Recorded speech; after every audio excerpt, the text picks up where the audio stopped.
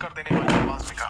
हर कोई इस तकनीक को लेकर इस बात का अंदाजा लगा सकता है कि इसे हासिल करने के बाद उसकी शक्तियां कहां से कहां पहुंच जाएंगी। यहाँ पर इसे पाने के लिए हर कोई इसकी बोली लगा सकता है।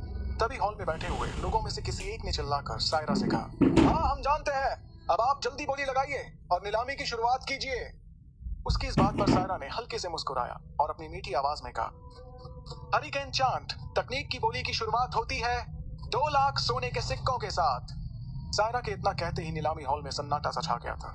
इस बोली के साथ ही वहां बैठे आधे लोग इस नीलामी से बाहर हो गए थे, क्योंकि वहां पर बैठे हुए कई लोग ऐसे थे जिनके पास इसे खरीदने के लिए इतने पैसे नहीं थे। सायरा ने जिस बोली के साथ इस नीलामी की शुरुआत की थी, उसे सुनने के बाद ध्रुव ने मन ही मन कहा, सायरा को किसी का कत्ल करने के लिए किसी हथियार की जरूरत नहीं है, इसका इस तरह मदहोशी से बात करना ही काफी है। क्या गजब की शुरुआत की है इसने बोली की। 2 लाख सोने के सिक्के, ये शौर्य दल के पूरे 2 साल के मुनाफे के बराबर है। दोनों दलों के लीडर इस तकनीक की शुरुआती बोली को सुनकर हैरान हो गए थे। वो दोनों इस बात को बहुत अच्छे से जानते थे कि ये बोली बहुत ज्यादा थी, लेकिन वो इस बात से भी इनकार नहीं कर सकते थे कि हरिकेन चांट तकनीक चीज ही ऐसी थी कि अगर उसे उन्होंने ऊंची कीमत पर भी खरीद लिया तो वो इसे कभी ना कभी किसी और को जरूर बेच सकते हैं। इधर 2 लाख की बोली के आगे किसी ने भी कोई दूसरी बोली नहीं लगाई। पूरे नीलामी हॉल में सन्नाटा सा पसरा हुआ था। तभी सायरा ने सबकी तरफ देखते हुए मुस्कुराया और मन ही मन कहा, भले ही तुम सब लोग फिलहाल बोली की इस शुरुआती कीमत के बाद कुछ देर के लिए सन्न रह गए हो, लेकिन मैं जानती हूँ कि हरिकेन चांट जैसी हाई लेवल तकनीक के लिए तुम लोग अपनी जिंदगी का कमाया हुआ सारा पैसा लगा सकते हो। सायरा मन में इतना सोच ही रही थी कि तभी एक अधेड़ उम्र के आधे गंजे आदमी की आवाज नीलामी हॉल में गूंजी, 2,10,000 सोने के सिक्के। अरेंद्र ने जैसे ही उस बोली लगाने वाले शख्स की ओर देखा तो उसे नजर आया कि वो तो एक व्यापारी था। इस व्यापारी की मिसोडोरिया शहर में हथियारों की दुकान थी और उसने लगभग पूरे हथियारों के बाजार पर अपना दबदबा बनाकर रखा हुआ था। हालांकि वो तीनों दलों के लीडरों से मुकाबला नहीं कर सकता था, लेकिन फिर भी वो काफी ताकतवर था। उस हथियारों के व्यापारी की बोली लगाने के तुरंत बाद किसी की एक बार और बोली लगाने की आवाज गूंजी, 2,30,000 सोने के सिक्के। जब हॉल में मौजूद सभी लोगों ने उसकी ओर देखा तो सबको पता चला कि ये भी मैसेडोरिया शहर का एक बहुत बड़ा व्यापारी था। इस व्यापारी की बाजार में दवा की कई दुकानें थी। ये भी तीनों दलों के लीडरों से मुकाबला तो नहीं कर सकता था, लेकिन ये व्यापारी भी काफी शक्तिशाली था। इस दवा व्यापारी को हथियार के दुकान वाले व्यापारी ने घूर कर देखा और नीलामी की अगली बोली के लिए जोर से चिल्लाया, 2,40,000। ये बोली सुनने के बाद नीलामी घर में तालियों की गड़गड़ाहट होने लगी। आखिरकार जब दोनों व्यापारी एक दूसरे को बोली लगाने के बाद घूर रहे थे, तभी उन दोनों के कान में अगली बोली की आवाज गूंजी, 3 लाख। ये बोली लगाने वाला कोई और नहीं बल्कि आमिश दल का प्रमुख अबराल आमिश था। उसकी इस बोली की रकम को सुनकर उन दोनों व्यापारियों ने अपने पैर पीछे कर लिए। 3 लाख सोने के सिक्कों की बोली।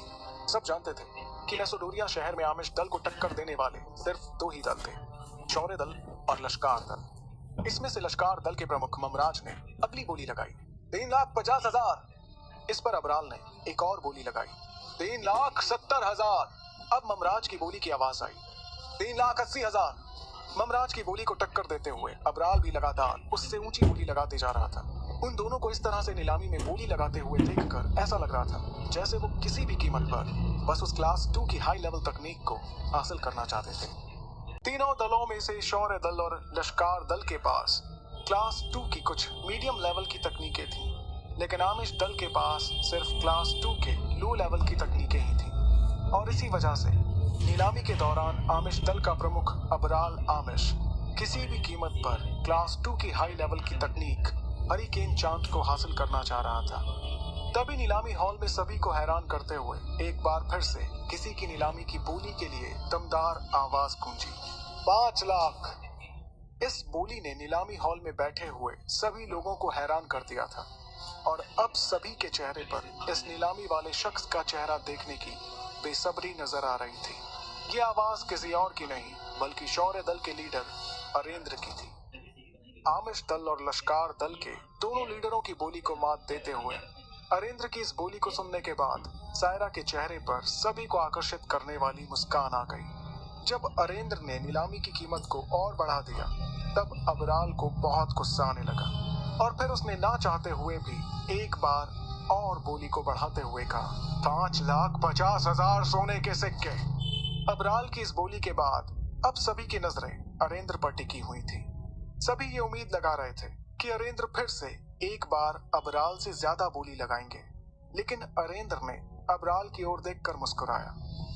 अरेंद्र की यह मुस्कुराहट अबराल के लिए इस बात का इशारा थी कि पहले वाली नीलामी में जो उसने बोली की कीमत को बढ़ाया था, ठीक ऐसा ही इस बार अरेंद्र ने उसके साथ करके अपना बदला पूरा कर लिया था। अरेंद्र ने मुस्कुराते हुए अबराल से कहा, आमिश दल के लीडर अबराल, मैं तुम्हें बधाई देता हूँ। अब तुम्हारे दल के पास क्लास 2 की हाई लेवल तकनीक हरिकेन चांट है।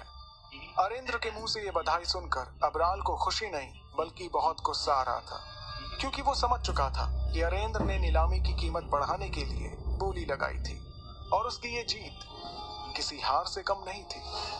बधाई के जवाब में अबराल ने कहा, अरेंद्र, मुझे तुम्हारी ये हरकत हमेशा याद रहेगी।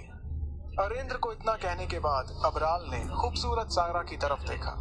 इस नीलामी की जीत में अबराल को अरेंद्र से जो हार मिली थी वो उसे भुला नहीं पा रहा था, और लाख कोशिश करने के बाद भी अपने चेहरे से अपनी हार को छुपा नहीं पा रहा था। अपने उसी गुस्से में उसने चिल्लाते हुए सायरा से कहा, सायरा, क्या अब नीलामी को खत्म माना जा सकता है?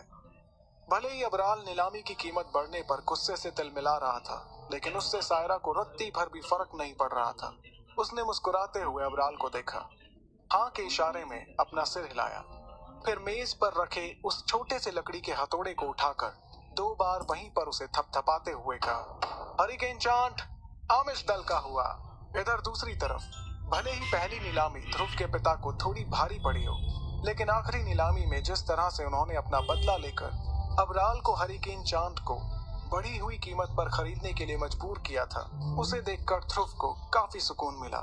नीलामी खत्म होने के बाद ध्रुव नीलामी हॉल से निकलकर दोबारा इंस्पेक्शन रूम में आ गया और अपने पैसों के लिए वहां पर किसी के आने का इंतजार करने लगा।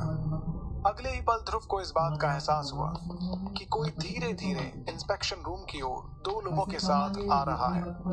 उसने जैसे ही पीछे पलट कर देखा, उसे दरवाजे पर 2 परछाइयां नजर आईं। तभी ध्रुव ने हड़बड़ाते हुए अपने चेहरे को ठीक से नकाब से ढका। अगले ही पल उसके कानों में पीछे से एक खिलखिलाहट वाली हंसी के साथ मीठी आवाज गूंजी, क्या आप ही अमृतधारा के मालिक हैं? मुझे लगता है कि आप पहली बार मैसेडोरिया शहर में आए होंगे। ध्रुव ने पीछे मुड़ने से पहले अपने नकाब को अच्छी तरह से ढक लिया था ताकि कोई उसका चेहरा देख ना पाए। फिर जैसे ही ध्रुव ने पलट कर देखा तो उसे लाल रंग के कपड़ों में वही लड़की नजर आई जो नीलामी हॉल में बोली लगवा रही थी। सायरा का गोरा रंग, लंबी पलकों में छुपी बड़ी बड़ी आंखें और गुलाब की पंखुड़ियों जैसे गुलाबी होंठ किसी को भी उसका दीवाना बनाने के लिए काफी थे। ध्रुव सायरा को गौर से देख ही रहा था कि अगले ही पल उसे अंगूठी में से विदुर की आवाज आई, हम यहाँ किसी काम के लिए आए थे ध्रुव। अगर तुमने सायरा को जी भर के देख लिया हो तो अब मैं उससे जरा काम की बात कर लूं। विदुर का इशारा समझने के बाद ध्रुव ने सायरा की बात पर हाँ के इशारे में अपना सिर हिलाया। अब ध्रुव और सायरा एक दूसरे के ठीक सामने बैठे हुए थे। नकाबपोश ध्रुव की आड़ में विदुर ने सायरा से कहा, हाँ, अमृतधारा का मालिक तो मैं ही हूँ, लेकिन एक सच ये भी है कि आपकी वजह से अमृतधारा की नीलामी हो पाई है। इसके लिए मैं आपका तहे दिल से शुक्रिया अदा करता हूँ। क्या हम अब पैसों की बात कर सकते हैं?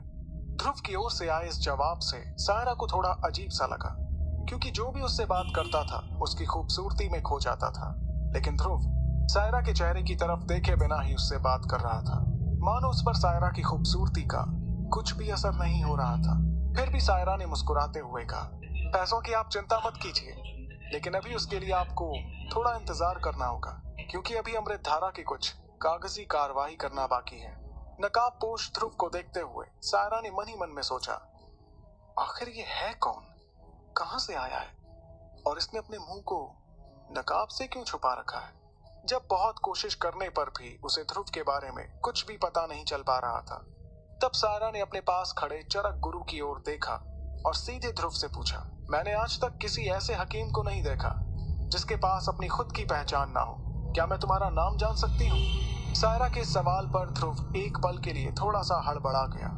मौके को संभालते हुए विदुर ने ध्रुव की ओर से थोड़ी सख्त आवाज में कहा, अगर मुझे पैसों की जरूरत है और मैं उसके लिए खुद चलकर तुम्हारे पास आया हूँ, तो इसका ये मतलब तो नहीं है कि मुझे अपना नाम भी बताना ही होगा। ध्रुव की बातों से सायरा को समझ आ गया कि वो अपने बारे में कुछ भी बताना नहीं चाहता था। तब सायरा ने उसकी नाराजगी को समझते हुए कहा, कोई बात नहीं, मैं तो सिर्फ तुम्हारा नाम जानना चाहती थी।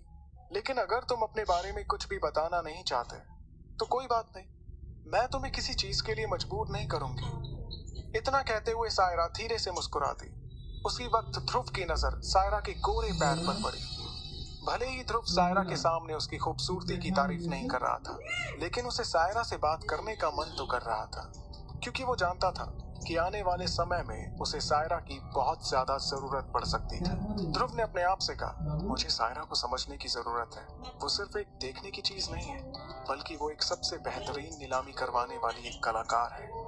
एक ऐसी कलाकार जो अगर पत्थर को भी अपने हाथ में रखकर नीलामी के लिए खड़ी हो जाए तो देखते ही देखते उसकी कीमत आसमान छू जाएगी। सायरा से बात करने के दौरान ध्रुव काफी चौकन्ना था, क्योंकि वो जानता था कि सायरा तरह तरह की बातें करते हुए उसके बारे में ज्यादा से ज्यादा बातें पता करना चाहती थी। वहीं जब सायरा अपने मकसद में कामयाब नहीं हुई तो उसने सीधे सीधे उसके बारे में जानने की कोशिश की। विदुर ने बड़ी ही चालाकी से सायरा और चरक गुरु के सवालों का जवाब भी दिया और खुद के बारे में उन्हें रत्ती भर भी खबर नहीं लगने दी। ध्रुव इस बात को अच्छे से जानता था कि अगर उसके साथ विदुर नहीं होता तो ये सब कुछ संभव नहीं हो पाता। विदुर की चालाकी से बात करने की वजह से सायरा को ध्रुव के बारे में कुछ भी पता नहीं चल पाया। जब सायरा भी इस बात को समझ गई कि वो अपने बारे में कुछ भी नहीं बताना चाहता था, तो सायरा ने भी उसके बारे में अब कुछ भी पूछना बंद कर दिया। अगले पल सायरा ने अपने पास से एक क्रिस्टल कार्ड निकाला, जिस पर दरबार परिवार का एक निशान बना हुआ था। सायरा ने मुस्कुराते हुए उस क्रिस्टल कार्ड को ध्रुव की ओर बढ़ाते हुए कहा, ठीक है, अगर तुम अपने बारे में कुछ भी नहीं बताना चाहते हो तो ना सही, लेकिन इस क्रिस्टल कार्ड को अपने पास रख लो। ये दरबार नीलामी महल का वीआईपी कार्ड है। इस कार्ड के जरिए तुम मार्कस पर किसी भी दरबार नीलामी महल से नीलामी में रखी चीजें खरीद सकते हो। और इस कार्ड की एक खासियत ये भी है कि इससे आपको नीलामी में खरीदी हुई सभी चीजों पर लगने वाले 5% टैक्स की बजाय सिर्फ 2% टैक्स ही देना होगा। सायरा के मुंह से वीआईपी कार्ड के बारे में इतना कुछ सुनकर ध्रुव ने चुपचाप उस कार्ड को ले लिया। उसे लग रहा था कि कभी न कभी उसे इस कार्ड की जरूरत जरूर पड़ने वाली है। जैसे ही ध्रुव ने कार्ड लेने के लिए अपना हाथ आगे बढ़ाया, उसके हाथ को देखकर सायरा हैरानी में पड़ गई। उसने मन ही मन खुद से कहा, मैं जब भी इस नकाबपोश इंसान से बात कर रही थी तो मुझे इसकी आवाज सुनकर ऐसा लग रहा था कि ये कोई बूढ़ा इंसान होगा, लेकिन इसके हाथों को देखकर ऐसा बिल्कुल भी नहीं लग रहा, बल्कि इसके हाथों से तो ये काफी जवान नजर आ रहा है। आखिर ये माजरा क्या है? कौन है ये नकाबपोश? उसी समय इंस्पेक्शन रूम में एक लड़की आई और उसने सायरा को एक हरे रंग का कार्ड दिया। उस हरे कार्ड को अपने हाथ में लेने के तुरंत बाद सायरा ने उस कार्ड को ध्रुव की ओर बढ़ाते हुए कहा, ये लो, इस कार्ड में आपकी अमृत धारा औषधि की नीलामी की रकम है, लगभग 40,000 सोने के सिक्के। बाकी पैसे को 2% नीलामी टैक्स के हिसाब से काट लिया गया है। उस कार्ड को हाथ में लेते ही मानो ध्रुव की सारी चिंता खत्म हो चुकी थी। उसने मन ही मन कहा, मुझे यकीन नहीं हो रहा कि एकलव्य बनने के लिए मुझे जितने सोने के सिक्कों की जरूरत पड़ने वाली है वो अब इस हरे रंग के कार्ड में मौजूद है। क्योंकि अब ध्रुव के हाथों में कार्ड आ चुका था और उसके पास वहां पर रुकने की कोई और वजह नहीं थी, इसलिए उसने तुरंत सायरा से कहा, ठीक है, धन्यवाद, तो क्या अब मैं जा सकता हूँ? इस पर सायरा ने मुस्कुराते हुए जवाब दिया, हाँ जरूर, क्यों नहीं। और हाँ, अगर आप आगे भी कभी किसी चीज की नीलामी कराना चाहें तो मुझे याद कर सकते हैं। इस बात पर ध्रुव ने हाँ के इशारे में अपना सिर हिलाया और दरबार नीलामी महल से बाहर निकल गया। जैसे ही सायरा के सामने से नकाबपोश ध्रुव की छाया धीरे धीरे गायब हो रही थी, उसके चेहरे की मुस्कान भी धीरे धीरे गायब हो रही थी। ध्रुव को दरबार नीलामी महल के बाहर तक छोड़कर आने के बाद सायरा वापस अपनी कुर्सी पर जाकर बैठ गई। उस इंस्पेक्शन रूम में सायरा के साथ चरक गुरु और एक दूसरा शख्स भी मौजूद था। इंस्पेक्शन रूम की कुछ देर की खामोशी को तोड़ते हुए सायरा ने कहा, चरक गुरु, क्या आपको सही में ऐसा लगता है कि ये नकाबपोश जो भी था वो एक अच्छा हकीम है? सायरा के इस सवाल पर बिना देर किए चरक गुरु ने जवाब देते हुए कहा, हाँ बिल्कुल, इसमें कोई शक नहीं कि वो नकाबपोश जो भी था एक बहुत ही अच्छा हकीम है। बल्कि मैं तो ये कहूंगा कि वो मुझसे भी ज्यादा अच्छा हकीम है, क्योंकि जिस अमृत धारा को उसने तैयार किया है उसे तो मैं चाह कर भी नहीं बना सकता हूँ। तभी सायरा ने अपने चेहरे पर एक रहस्यमयी मुस्कान लाते हुए कहा, अगर तुम्हें उस अमृत धारा को बनाने वाला फॉर्मूला मिल जाए तो क्या तब भी तुम उस अमृत धारा को नहीं बना पाओगे? सायरा के मुंह से निकली इस बात को सुनकर चरक गुरु एकदम से चौंक पड़ा और उसने तुरंत तेज आवाज में कहा, एक औषधि का फॉर्मूला किसी भी हकीम की पूरी जिंदगी की कीमत होती है। आप ऐसा कुछ करने के बारे में सोच भी कैसे सकती हैं? एक ऐसा हकीम जिसके बारे में अभी हम कुछ भी नहीं जानते, उससे उसके फॉर्मूले को हासिल करने के बारे में सोचना भी दरबार परिवार के लिए ठीक नहीं होगा। इतना कहने के बाद चरक गुरु कुछ सालों की पहले की बात को याद करते हुए सायरा के ठीक सामने कुर्सी पर बैठ गया और कहने लगा, बरसों पहले भी वुहान साम्राज्य के एक परिवार ने इसी तरह की भूल की थी। उन्होंने बाली नाम के हकीम से किसी औषधि के फॉर्मूले को लेने के लिए उन पर दबाव बनाया था। बदले में बाली ने उस परिवार को खत्म करने के लिए कुछ शक्तिशाली लोगों को उस परिवार के पास भेजा, जिसके बाद उस परिवार का वुहान साम्राज्य से पूरी तरह से नामो निशान ही मिट गया। इस पर सायरा ने बड़े इत्मीनान से कहा, हाँ मैं जानती हूँ इस बारे में। सायरा को इस तरह बेपरवाही से बातें करते देखकर चरक गुरु ने अपने उसी रवैये को बरकरार रखते हुए कहा, तो फिर ऐसा वैसा कुछ भी करने के बारे में आप क्यों सोच रही हैं? भले ही हमारा परिवार उस परिवार से ज्यादा शक्तिशाली है, लेकिन एक रहस्यमय हकीम को इस तरह से नाराज करना बिल्कुल भी ठीक नहीं है। उससे दोस्ती का हाथ आगे बढ़ाइए और फिर देखिए वो किस तरह से आपको तरह तरह की औषधि नीलामी के लिए बना कर देता रहेगा। चरक गुरु की बात सुनकर सायरा कुछ सोचने लगी, लेकिन अभी भी उसको देखकर इस बात का अंदाजा लगा पाना मुश्किल था कि आखिर वो ध्रुव के बारे में क्या सोच रही थी। मैं तो बात करना ही भूल गया। ध्रुव ने तुरंत कहा, हाँ बाबा बताइए ना, आप किस खास चीज के लिए मुझसे मिलने आए थे? तब अरेंद्र ने अपनी जेब से एक हरे रंग की शीशी निकाली और कहा, मैं तुम्हें ये देने के लिए आया था, तुम इसे मेरी तरफ से एक तोहफा समझो। उस शीशी को देखते ही ध्रुव समझ गया था कि उसके पिता उसके लिए क्या लेकर आए हैं, लेकिन इस वक्त ध्रुव की हालत ऐसी थी कि वो तो इसे देखकर ना तो खुलकर हंस सकता था और ना ही रो सकता था। उसके पिता उसके लिए नीलामी घर से अमृत धारा खरीद कर लाए थे। सब कुछ जानने के बाद भी ध्रुव ने अनजान बनते हुए अपने पिता से हैरानी वाले भाव के साथ पूछा, बाबा ये क्या चीज है?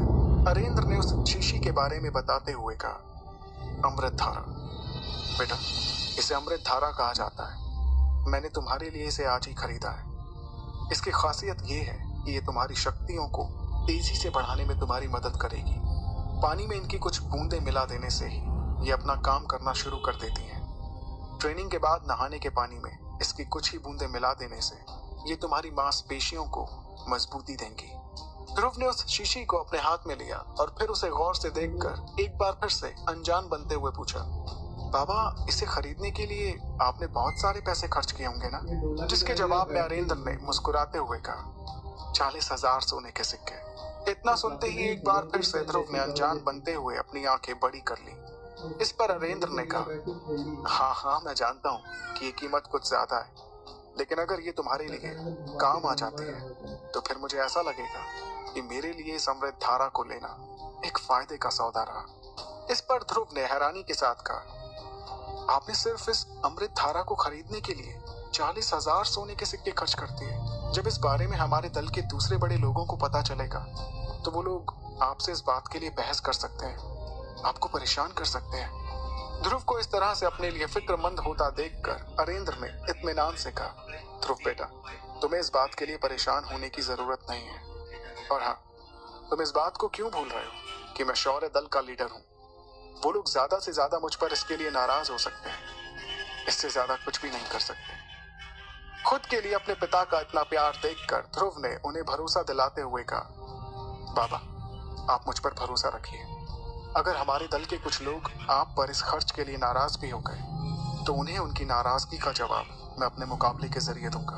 अगले साल होने वाले यूथ सेरेमनी में जब वो लोग मेरा मुकाबला देखेंगे तो उनकी सारी नाराजगी दूर हो जाएगी।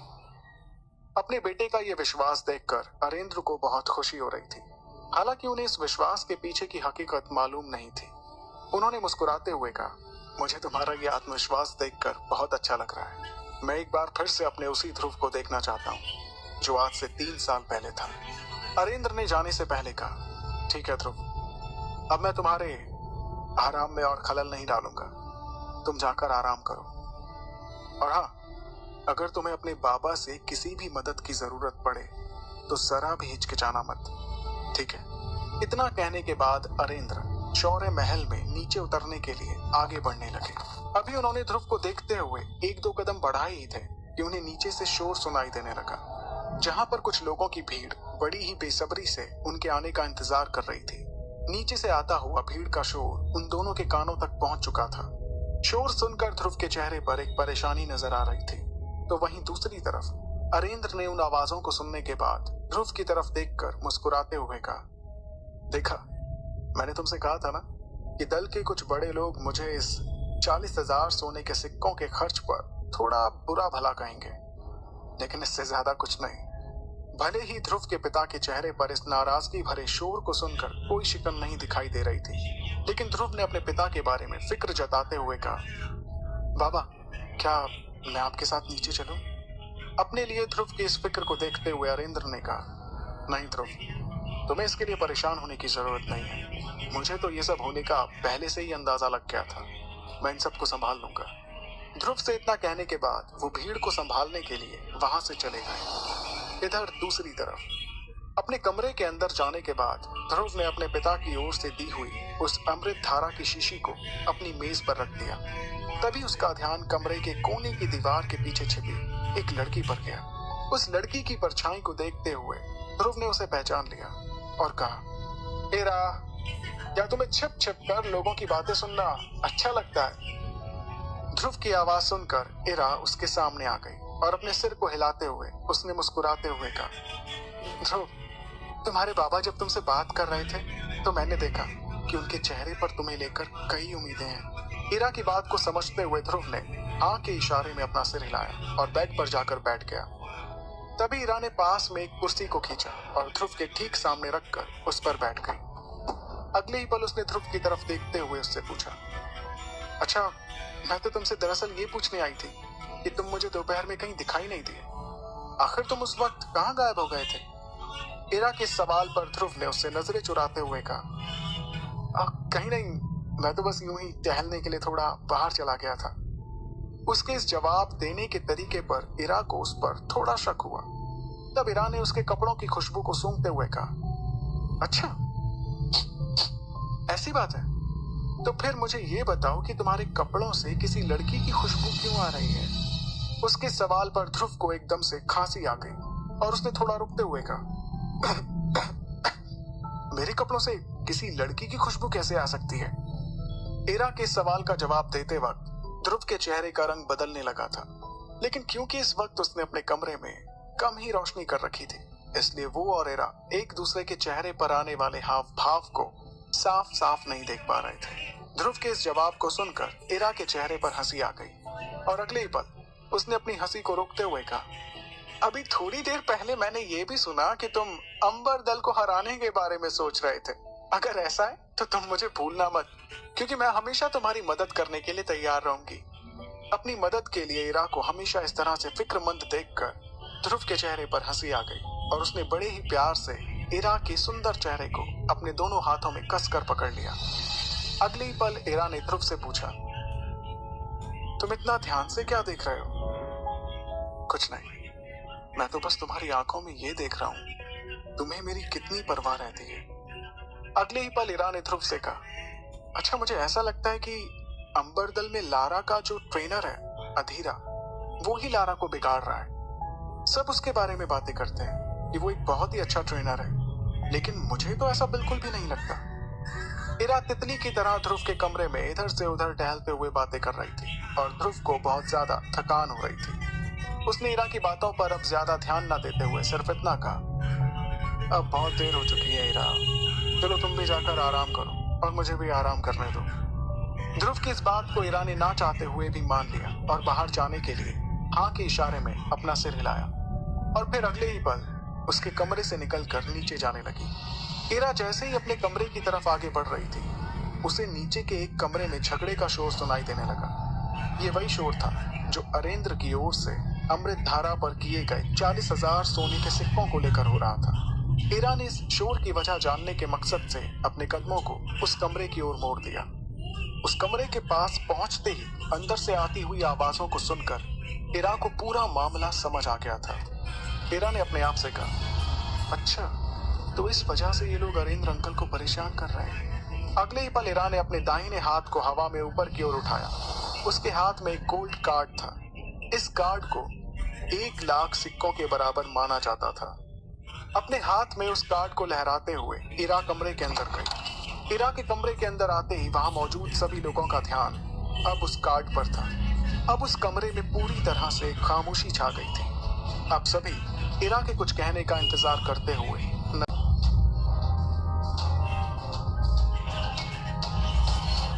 अपने हाथ में उस पर्पल गोल्ड कार्ड को लहराते हुए इरा ने कहा, खामोश हो जाओ सभी, और ये लो पर्पल गोल्ड कार्ड। तुम सभी जानते हो कि ये कार्ड 1,00,000 सोने के सिक्कों के बराबर है, और ये उन पैसों से कई ज्यादा है जिन्हें अरेंद्र अंकल ने अमृत धारा को खरीदने पर खर्च किया है। इरा के ये तेवर देखने के बाद दल के सभी बड़े लोग खामोश हो गए। पूरे कमरे में सन्नाटा छा गया। अगले ही पल इरा ने अपनी बात को पूरा करते हुए कहा, उम्मीद करती हूँ कि आप लोग इसके बाद अरेंद्र अंकल को परेशान नहीं करेंगे। इरा की इस बात के आगे किसी ने कुछ नहीं कहा। उन सभी लोगों को उनके शोर का जवाब इरा अपने पर्पल गोल्ड कार्ड के जरिए दे चुकी थी। इतना कहकर इरा वहां से चली गई। समय बीतता गया। एक दिन की बात है। सुबह सुबह जंगल में हरे पेड़ पौधों के बीच किसी के चीखने चिल्लाने की आवाज आ रही थी। Octane blast! इस घने जंगल में कांटों से भरे कई पेड़ पौधों के बीच ध्रुव की ट्रेनिंग चल रही थी। शहर से दूर इस जंगल में कई कांटेदार पेड़ पौधे होने के बाद भी ध्रुव में अपनी ट्रेनिंग के लिए फुर्ती दिखाई दे रही थी। वो पलक झपकते ही यहाँ से वहां गायब होते हुए दिखाई दे रहा था। अगले ही पल ट्रेनिंग के दौरान ध्रुव अपनी तेजी को नहीं रोक पाया, जिसकी वजह से उसका कंधा एक पेड़ से जा टकराया और उस पेड़ के कुछ टुकड़े नीचे जमीन पर जा गिरे। वहीं दूसरी तरफ अगले ही पल उस पेड़ में तेजी से एक दरार बनते हुए दिखाई दी। कुछ ही पल में ये दरार आधे पेड़ में हो गई, जिससे वो पेड़ सामने खड़े ध्रुव के ऊपर गिरने लगा। तभी ध्रुव ने अपने पैरों को पीछे करके अपने आप को उस पेड़ के नीचे आने से बचा लिया। अगले ही पल वो पेड़ एक तेज आवाज के साथ जमीन पर जा गिरा। उस पेड़ के नीचे गिरने के तुरंत बाद ध्रुव के चेहरे पर एक मुस्कुराहट नजर आई। दरअसल इस समय ध्रुव अपनी ऑक्टेन ब्लास्ट तकनीक का इस्तेमाल कर रहा था। ध्रुव नीलामी के बाद कुछ 3 महीनों से इस तकनीक की ट्रेनिंग कर रहा था और आज इतने दिनों के बाद वो इसमें सफल हो पाया था। असल में ऑक्टेन ब्लास्ट क्लास 2 की तकनीक है, लेकिन ये क्लास 2 की एक हाई लेवल की तकनीक है। ये एक ऐसी तकनीक है जिसकी मदद से क्लास 3 की तकनीक को भी टक्कर दी जा सकती है। इस तकनीक के इस्तेमाल से ध्रुव 6ठे सितारे पर होने के बाद भी 8वें सितारे वालों से अच्छे से लड़ सकता था। शक्तियों का सितारा जितना बढ़ता है, इंसान के लिए अपनी उस शक्ति को संभालना उतना ही मुश्किल होता चला जाता है। लेकिन ध्रुव के साथ ऐसा नहीं था। नीलामी के बाद ध्रुव लगभग 3 महीनों के लिए अपने आचार्य के साथ मुश्किल ट्रेनिंग के लिए चला गया था और उसने अपनी शक्तियों के सितारे को 5वें से 6ठे सितारे पर पहुंचा दिया था। हालांकि इस बार ध्रुव ने अपनी शक्तियों के एक सितारे को बढ़ाने में 3 महीने लगा दिए थे, जबकि इसके पहले उसने सिर्फ 2 महीनों में ही अपनी शक्तियों को 4थे से 5वें सितारे पर पहुंचा दिया था। फिर भी ध्रुव अपने आप से थोड़ा खुश नजर आ रहा था, क्योंकि 3 साल पहले उसे 5वें सितारे से 6ठे सितारे पर जाने में पूरा आधा साल लग गया था, जबकि इस बार सिर्फ 3 महीनों में ही उसने ये कर दिखाया। ऑक्टेन ब्लास्ट तकनीक का उपयोग करने के बाद ध्रुव को देखकर ऐसा लग रहा था जैसे कि किसी ने उसके शरीर के अंदर से सारी शक्तियां छीन ली हों। उसकी मांसपेशियों में इतना दर्द हो रहा था कि वो उसे झेल नहीं पा रहा था। उसके हाथों में उभरती हुई मांसपेशियां निकलकर साफ साफ बाहर दिखाई दे रही थी। वो बहुत ही ज्यादा थक चुका था। ध्रुव अपनी मांसपेशियों में होने वाले खिंचाव को देख रहा था। पेड़ से टकराने के बाद उसे कंधे पर जो चोट लगी थी, उसे देखने के बाद ध्रुव ने अपने आप से कहा, ये तो होना ही था। वाकई में ऑक्टेन ब्लास्ट तकनीक किसी भी बहुत शक्तिशाली इंसान का सामना करने के लिए है। कठोर ट्रेनिंग के बाद अब ध्रुव का शरीर धीरे धीरे सामान्य होता चला जा रहा था, लेकिन उसके शरीर में इतनी भी ताकत नहीं थी कि वो अपने हाथ की किसी उंगली को भी हिला पाए। ध्रुव अपने इस 6ठे सितारे की शक्ति के साथ ऑक्टेन ब्लास्ट को ज्यादा से ज्यादा सिर्फ एक बार ही इस्तेमाल कर सकता था, और जब वो इसका इस्तेमाल करता था उसके बाद बहुत देर तक उसके शरीर में मुकाबला करने की बिल्कुल भी हिम्मत नहीं रहती थी। इस ट्रेनिंग के बाद ध्रुव बहुत ज्यादा थक चुका था, इसलिए उसने घास को अपना बिस्तर समझ लिया और कुछ देर के लिए वहीं पर लेट गया। कुछ देर आंखें बंद करने के बाद उसने अपनी आंखें खोली, जहां उसे आसमान में बादल दिखाई दे रहे थे, साथ ही साथ हवा में उसके बाल लहरा रहे थे। जिस समय ध्रुव जमीन पर लेटा हुआ था, उसके शरीर की मांसपेशियों की मरम्मत हो रही थी, क्योंकि उसने इन दिनों जितनी भी अमृत धारा का इस्तेमाल अपने शरीर पर किया था, वही उसके शरीर की मरम्मत कर रही थी। इससे उसका शरीर पहले से और भी ज्यादा ताकतवर हो रहा था। जमीन पर आंखें बंद करके लेटे हुए ध्रुव के शरीर में अब धीरे धीरे जान आ रही थी। उसने गहरी सांस ली और अपनी आंखों को खोले बिना विदुर से पूछा, आचार्य, मुझे अपनी शक्तियों को 7वें सितारे तक ले जाने के लिए कितने समय तक इसी तरह से ट्रेनिंग लेते रहना पड़ेगा? ध्रुव जल्द से जल्द 7वें सितारे को हासिल करना चाहता था, ताकि उसे शौर्य दल के ट्रेनिंग ग्राउंड में एंट्री मिल जाए और वो वहां से कुछ और चीजें भी सीख पाए। हालांकि ट्रेनिंग ग्राउंड में सिखाई जाने वाली कई तकनीक लो लेवल की थी, लेकिन फिर भी वो उन टेक्निक्स को सीखना चाहता था, क्योंकि उसके पिता चाहते थे कि वो हर तरह की तकनीक सीखे। विदुर ध्रुव के ट्रेनिंग के दौरान एक बड़े से पत्थर पर ध्यान मुद्रा में बैठा हुआ था। जैसे एक तेज ठंडी हवा ने उसके चेहरे को छुआ, उसने अपनी आंखें खोल दी। उसे उस ठंडी हवा के छूकर निकलने से बड़ा ही अच्छा लग रहा था। अगले ही पल विदुर का ध्यान उस पेड़ पर गया, जिसे ध्रुव ने ट्रेनिंग के दौरान तहस नहस कर दिया था।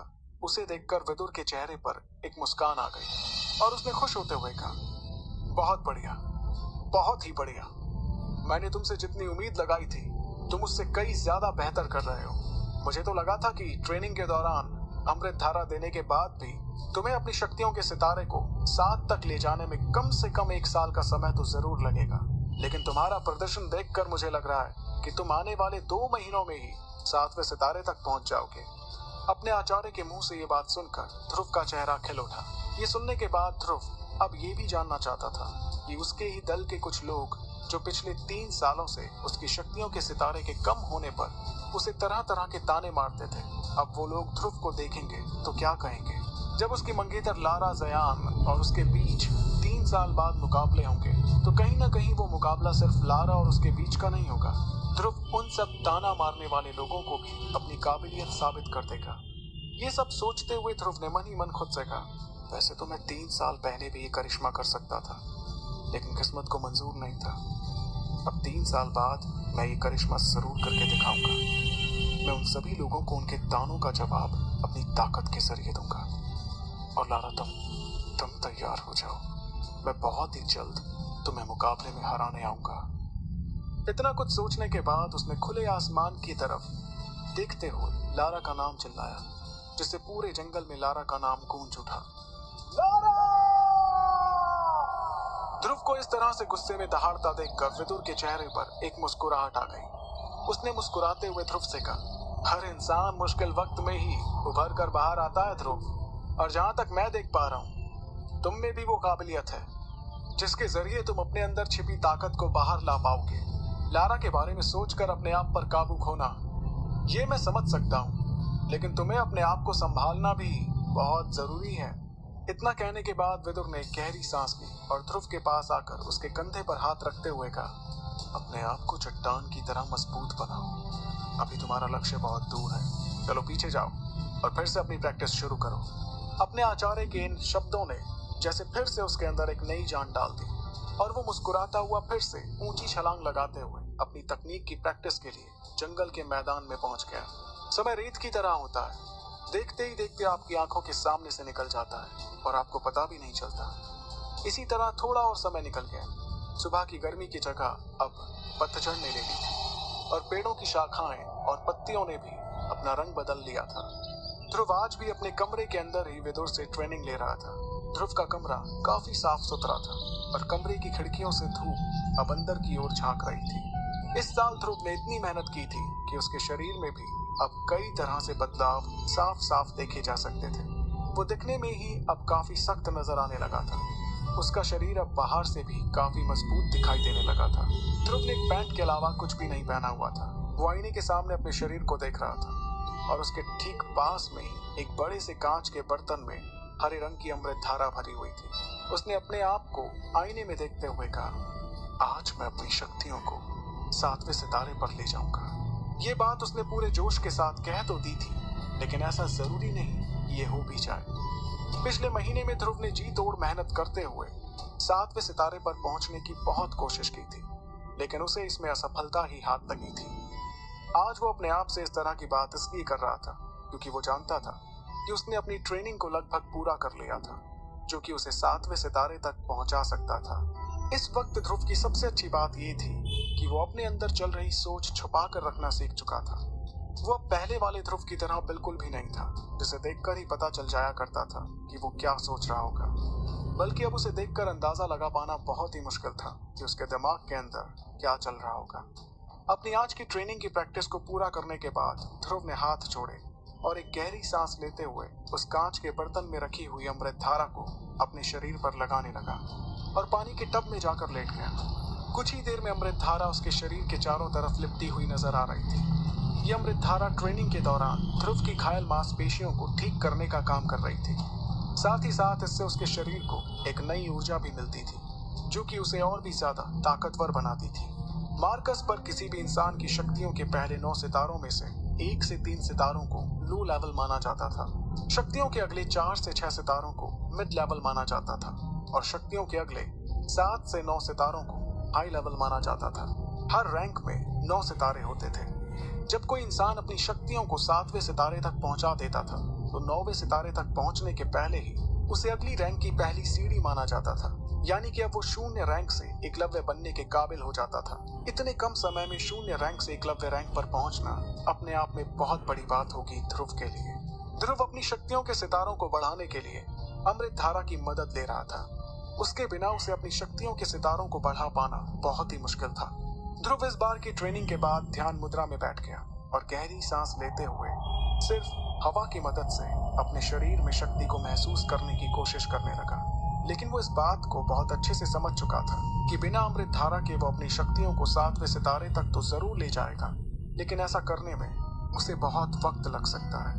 विदुर समझ चुका था कि ध्रुव क्या करने की कोशिश कर रहा था। जब विदुर ने महसूस किया कि हवा में गहरी सांस लेने के बाद ध्रुव अपनी शक्तियों में कोई भी बदलाव महसूस नहीं कर पा रहा था, तो उसने ध्रुव के टब के पानी में अमृत धारा की कुछ और बूंदों को डाला, जिससे देखते ही देखते उस पानी का रंग हरा हो गया।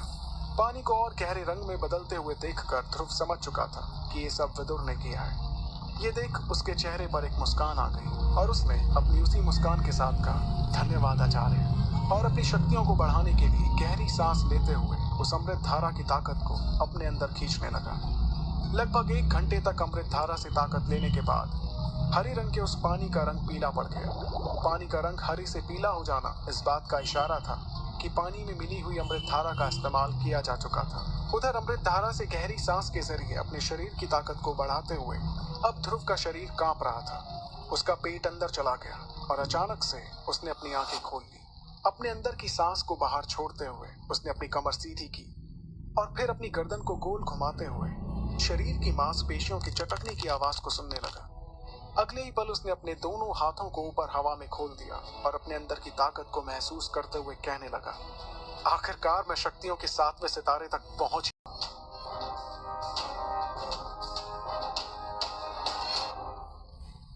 ध्रुव लकड़ी के एक बड़े से टब में लेटा हुआ था।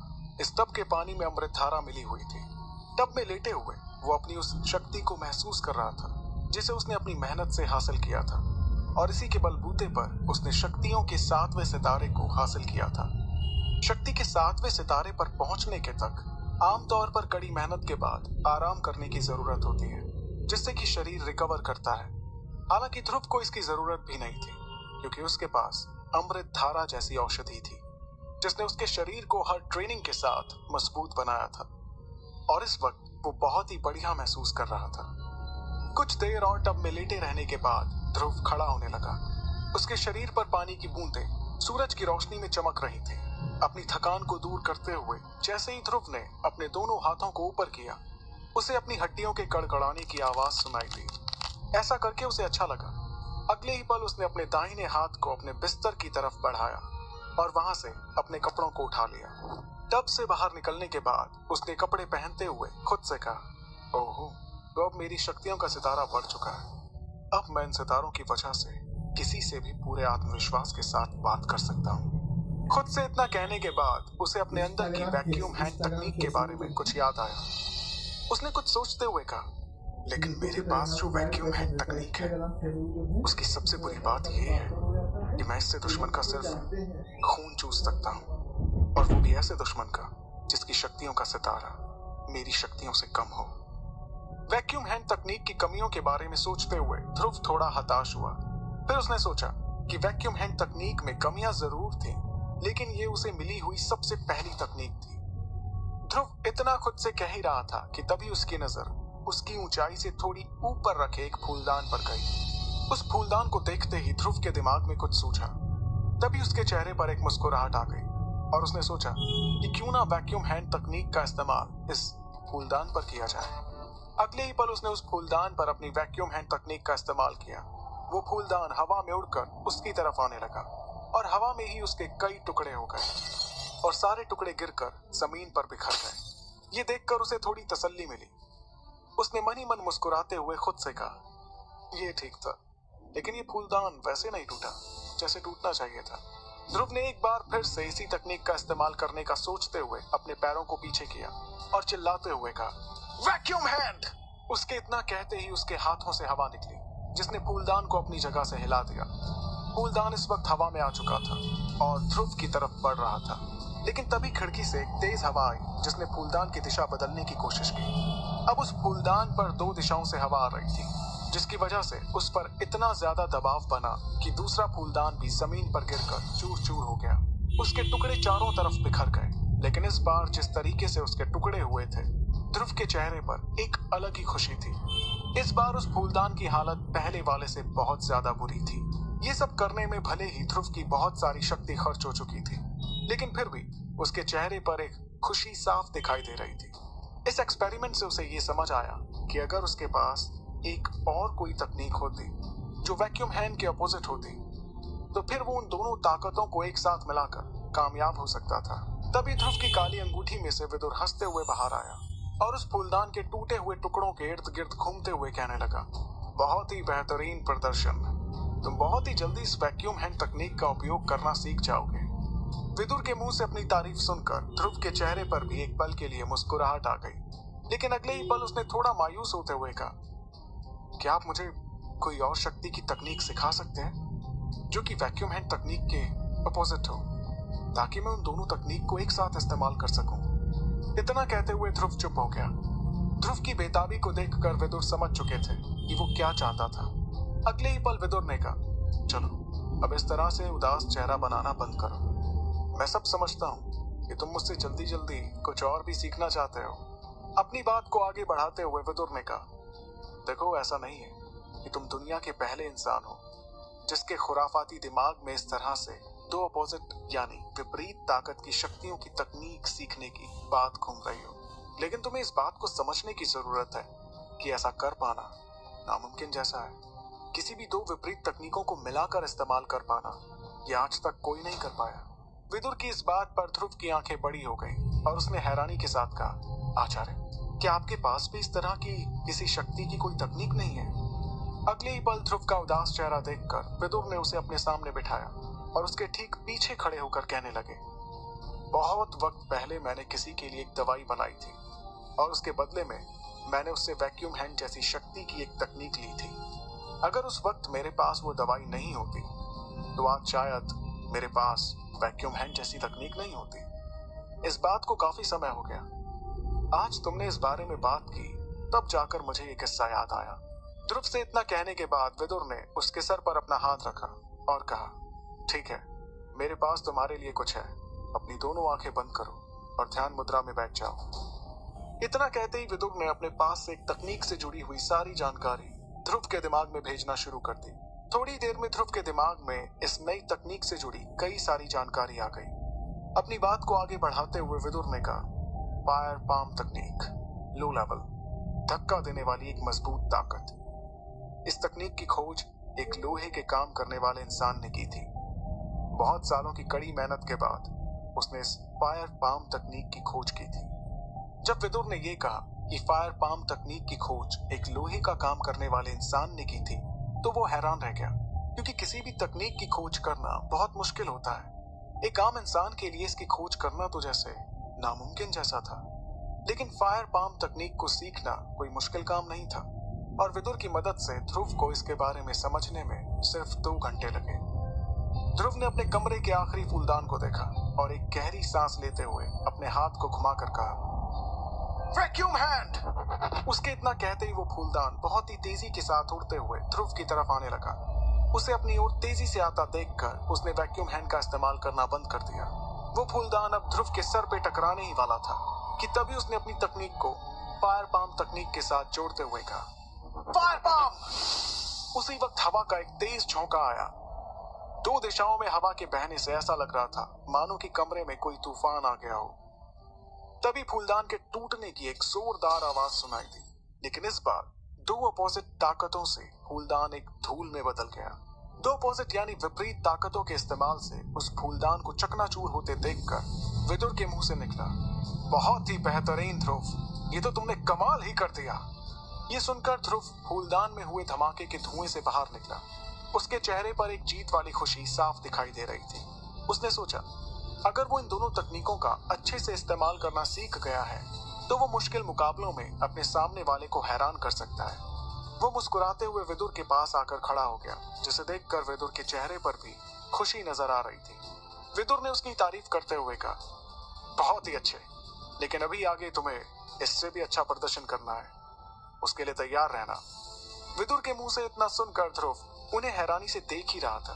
तभी विदुर ने उसे याद दिलाते हुए सिर्फ इतना कहा, 3 महीने बाद यूथ सेरेमनी है ध्रुव। विदुर की इस बात का जवाब देते हुए ध्रुव ने जोश के साथ कहा, हाँ मुझे अच्छे से याद है और मैं इस चुनौती के लिए तैयार हूँ। समय बीतता गया।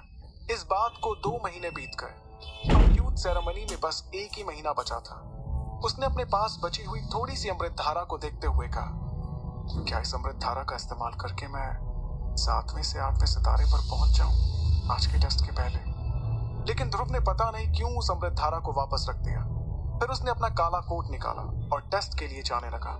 यूथ सेरेमनी के ठीक 1 महीने पहले एक टेस्ट होता था। इस टेस्ट में उन लोगों को शौर्य दल से बाहर कर दिया जाता था जिनकी शक्ति का सितारा 7 से कम होता था, और जिनकी शक्ति का सितारा 7 से ज्यादा होगा उन्हें यूथ सेरेमनी के बाद ट्रेनिंग ग्राउंड में आकर अलग अलग तकनीक सीखने का मौका मिलेगा। ध्रुव और इरा उस टेस्ट के लिए ट्रेनिंग ग्राउंड में पहुंच गए। उन्हें देख वहां मौजूद सभी लड़के जलन के मारे आपस में बात करने लगे। उन्हीं में से एक किनारे में गुट बनाकर खड़ा सनी ध्रुव को गुस्से भरी नजरों से घूर रहा था। उसने धीमी आवाज में खुद से कहा, आज देखता हूं कि ये कैसे अपना मुंह छुपाकर भागेगा। उस दिन बड़े तेवर में आके इसने चैलेंज ले लिया था। ये कहते हुए उसके चेहरे पर एक मुस्कुराहट थी।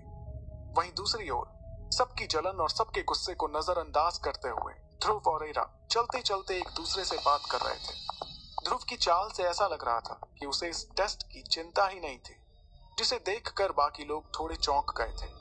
यही सोचते हुए दल के एक बुजुर्ग ने कहा, ध्रुव की चाल से तो ये लग रहा है कि वो पहले ही हार मान चुका है। वैसे वो गलत भी नहीं है। उस बुजुर्ग की ये बात अरेंद्र को बिल्कुल पसंद नहीं आई, लेकिन फिर भी उन्होंने तुरंत कुछ ना कहकर थोड़ा इंतजार किया। और जैसे ही बुजुर्ग ने अरेंद्र की तरफ देखा, अरेंद्र ने उनसे कहा, मुझे लगता है आपको भविष्यवाणी करने की बजाय नतीजे पर ध्यान देना चाहिए, नहीं तो वक्त आने पर आपको ही बुरा लगेगा। ये कहकर अरेंद्र ने ध्रुव को देखा, जो सूरज की तेज रोशनी में भी आराम कर रहा था। उनके जवाब से नाखुश होकर उस बुजुर्ग ने अरेंद्र से कहा, मुझे नहीं लगता कि नतीजा भविष्यवाणी से कुछ अलग होगा। देखो जरा उसे, उसमें जीतने की आग ही नहीं है। उस बूढ़े आदमी ने इतना कहा ही था कि एक और बुजुर्ग आदमी ने उन दोनों की बहस रोकते हुए कहा, मुझे लगता है हमें टेस्ट शुरू करना चाहिए, वक्त हो गया है। उस बुजुर्ग के आदेश पर अरेंद्र अपनी कुर्सी से खड़ा हुआ और सबको देखते हुए उसने चिल्लाते हुए कहा, शांत हो जाइए। आप सभी शौर्य दल की आने वाली पीढ़ी हैं। शौर्य दल की रक्षा आप सभी के कंधों पर है। टेस्ट में पास होने के लिए आपको 7 सितारों की जरूरत है, और अगर कोई 7 सितारे नहीं ला पाया तो उसके पास एक मौका ये है कि वो किसी 7 सितारे वाले को चैलेंज कर सकता है। अगर वो चैलेंज जीत जाता है तो उसकी गिनती भी 7 सितारे वालों के साथ ही होगी। उम्मीद है कि सब लोग नियम समझ गए होंगे, तो टेस्ट शुरू करते हैं। अरेंद्र के ऐलान के बाद टेस्ट शुरू हुआ। सबसे पहले एक आदमी मंच पर आया और सबके नाम की एक लिस्ट अपने हाथ में लिए एक एक करके सबको बुलाने लगा। टेस्ट शुरू होने के बाद ट्रेनिंग कैंप में हर जगह टेंशन थी। ध्रुव ने देखा कि जो लोग 7 सितारे हासिल नहीं कर पाए थे वो उदास होकर कोने में रो रहे थे, लेकिन ध्रुव को उनसे कोई फर्क नहीं पड़ा। वो जानता था कि ये वही लोग थे जो कम सितारे वालों का मजाक उड़ाते थे। उन्होंने ध्रुव का भी ना जाने कितनी बार मजाक बनाया था। दूसरों की खिल्ली उड़ाते हुए उन लोगों ने कभी सोचा भी नहीं था कि उनकी भी ऐसी शामत आ सकती थी। वहीं ध्रुव को उन्हें देखकर एक पुरानी कहावत याद आ गई, दूसरों का मजाक बनाने वाले अंत में खुद मजाक बन जाते हैं। वहीं उसके बगल में बैठी ईरा उन लोगों को नजरअंदाज कर रही थी। तभी उसका ध्यान टेस्ट के लिए जाती एक लड़की पर पड़ा। उसने ध्रुव से कहा, देखो काव्या। उसके ये कहते ही ध्रुव का ध्यान उन लोगों से हटकर अचानक मंच की तरफ गया जहां टेस्ट देने की बारी अब काव्या की थी। ध्रुव की आंखें उसे देखकर चमक उठी थी, जिस पर ईरा ने गौर किया था। वो जानती थी कि ध्रुव और काव्या पहले एक दूसरे के बहुत करीब थे। इस बात से ना जाने क्यों ईरा को थोड़ी जलन होती थी, लेकिन उसने ध्रुव से कभी कुछ कहा नहीं क्योंकि वो जानती थी ध्रुव इस बात पर कैसे रिएक्ट करेगा। पलक झपकाते हुए उसने देखा कि ध्रुव काव्या की तरफ मुस्कुराते हुए देख रहा था। उसने सोचा, न जाने आज के नतीजे के बाद काव्या ध्रुव की तरफ देखे भी या नहीं। तभी ध्रुव ने अपने कंधे पीछे करते हुए कहा, कुछ चीजें कभी खत्म नहीं होती। आप चाहे कितनी भी कोशिश कर लो, कमी तो रह ही जाती है। हमारे दल में शायद ही कोई ऐसी लड़की होगी। ईरा ने अचानक उसकी बात काटते हुए कहा, मैं हूं ना। ये कहते हुए उसके चेहरे पर एक शरारती मुस्कान थी। उसकी बात सुनकर ध्रुव ने भी मुस्कुराते हुए कहा, हाँ तुम हो तो, लेकिन मैं कुछ और बात कर रहा हूं। छोड़ो, तुम्हें अभी समझ नहीं आएगा। ये सुनते हुए भी ईरा मुस्कुरा रही थी। वो जैसे अपनी याद में खो गई थी। उसे याद आया कि जब वो और ध्रुव छोटे थे तब ध्रुव उसे ट्रेनिंग दिया करता था। आज ईरा जो कुछ भी जानती थी उसकी एक बहुत बड़ी वजह ध्रुव था। वो अपनी यादों में खो गई थी जहां उसे छोटा ध्रुव और छोटी ईरा खेलते कूदते दिख रहे थे। ये याद उसके चेहरे पर मुस्कुराहट के साथ साथ गालों पर डिंपल्स भी ले आई। उसने अपने आसपास देखा तो उसे एहसास हुआ कि शौर्य दल में ऐसे बहुत सारे लड़के नहीं थे जो ध्रुव जैसे थे। ये ईरा की किस्मत थी कि उसे ध्रुव जैसा ही कोई लड़का चाहिए था, और वैसा पूरे शौर्य दल में कोई और नहीं था। ध्रुव और ईरा को मुस्कुराते देख दूर खड़े सनी को बहुत गुस्सा आ रहा था। जलन की आग दिल में लिए उसने उन दोनों की तरफ अपने कदम बढ़ाए। तभी मंच से एक आवाज आई, काव्या 8 सितारे, रैंक 0, हाई लेवल। अपना स्कोर सुनकर काव्या ने राहत की सांस ली और फिर उसका सिर गर्व से ऊंचा हो गया था। पिछले साल उसे 7 सितारे मिले थे और सिर्फ 1 साल की मेहनत से वो 8 सितारों पर पहुंच गई थी। 8 सितारों का मतलब था कि वो शौर्य दल के टॉप 5 यंग लोगों में थी। इतने अच्छे नतीजे के बाद उसका खुश होना लाजमी था। उस घोषणा के साथ ही काव्या ने वहां मौजूद लोगों के अंदर जलन का बीज बो दिया था। लेकिन बाकी सबसे अलग ध्रुव इस नतीजे से इतना खुश नहीं लग रहा था। उसने ईरा को देखते हुए कहा, 1 साल में सिर्फ 1 सितारा बढ़ा, उसके बाद भी देखो कितनी खुश दिख रही है। इसके जवाब में ईरा ने कहा, इसके लिए तो खुशी की बात है। उसने ये कहकर काव्या की तरफ देखा जिसे उसके दोस्तों ने किसी सेलिब्रिटी की तरह घेर कर रखा था। काव्या के बाद ना जाने वहां के लोगों को क्या हो गया था कि अगले 8 से 9 लोगों में सिर्फ एक ही 7 सितारे ला पाया था। काफी सारे लोग एक साथ फेल हो गए थे। तभी मंच पर से एक नाम पुकारा गया, ईरा। उसका नाम पुकारे जाने के बाद लगभग सभी की नजर ईरा पर गई जो ध्रुव के साथ बैठी हुई थी। उन सभी को देखकर ईरा ने ध्रुव से कहा, ध्रुव नतीजा सुनकर चौंक मत जाना। ये कहकर वो मुस्कुराते हुए मंच की ओर बढ़ी, लेकिन ध्रुव तो नतीजे के पहले ही परेशान हो गया था। उसे समझ नहीं आया कि ईरा की बात का क्या मतलब था। क्या उसकी बात का मतलब था कि वो एकलव्य बन गई थी? अगर नहीं तो फिर ईरा ने उसे ऐसा क्यों कहा? यही सब सोचते हुए उसने हरे रंग की ड्रेस पहनी ईरा को मंच पर जाते देखा। उसके मंच पर जाते ही वहां मौजूद सभी लोग उसे देखने लगे। यहाँ तक कि बुजुर्गों का ध्यान भी अब ईरा की तरफ था। सब जानते थे कि ईरा शौर्य दल की सबसे होनहार लड़की थी। यहाँ तक कि अरेंद्र भी ये देखने को उतावले हो रहे थे कि आखिर ईरा का नतीजा क्या होगा। जैसे ईरा शक्ति स्तंभ के पास पहुंची, उसने आंखें बंद करते हुए अपना हाथ उस स्तंभ पर रखा। उसे अपने हाथ से निकलती शक्ति महसूस हुई, लेकिन तभी उसने अपनी शक्ति बढ़ाई और वो स्तंभ चौंधियाने वाली रोशनी से जगमगाने लगा। उसकी शक्ति का टेस्ट हो जाने के बाद स्तंभ में लिखा आया, एक सितारा, एकलव्य। उन 3 बड़े शब्दों को देखते हुए लगभग कुछ पल के लिए सबकी सांसें थम गईं और फिर अचानक जैसे एक खुशी की लहर चली जो सभी शौर्य दल वाले महसूस कर पा रहे थे। तभी मंच पर खड़े आदमी ने सबको नतीजा सुनाते हुए कहा, मेरा एक सितारा, रैंक एकलव्य। उस आदमी के चेहरे से साफ समझ आ रहा था कि वो भी उस नतीजे से चौंक गया था। उसने मुस्कुराते हुए अपना सिर हिलाया और खुद को विश्वास दिलाते हुए कहा, 15 साल की उम्र में एकलव्य रैंक, एक दिन ये लड़की जरूर लीडर बनेगी। उसकी बातें सुनकर अरेंद्र का सिर फक्र से ऊंचा हो गया।